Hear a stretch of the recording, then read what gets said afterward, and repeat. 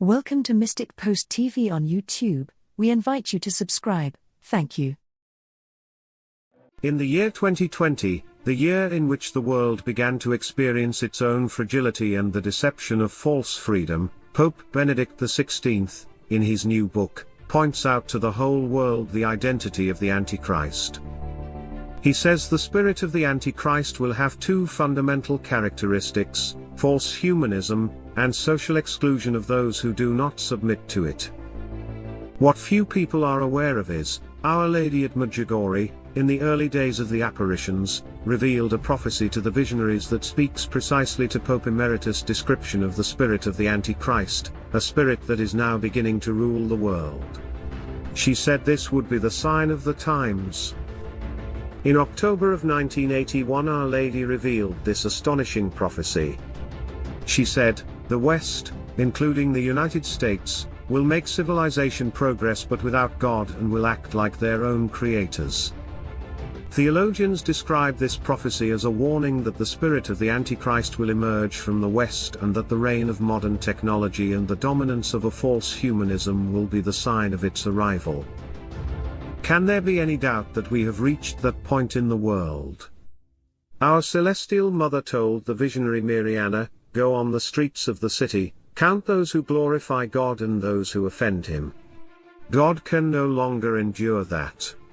In an historical homily on July 3, 2020 in Medjugorje, Father Ivan Duganzik spoke of Pope Benedict's concerns within the context of Our Lady's prophecy, saying to those gathered at Mass, "Our Holy Father, Benedict XVI, in the last chapter of his new book, described the spiritual stage of this world today, with great seriousness.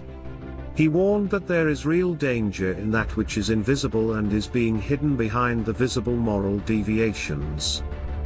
Modern society at the moment is in the face of forming an anti-Christian credo, and opposing this credo is punished with social excommunication. The fear of that mighty power of Antichrist is completely natural. And what is necessary is the prayer of the whole Church to resist him."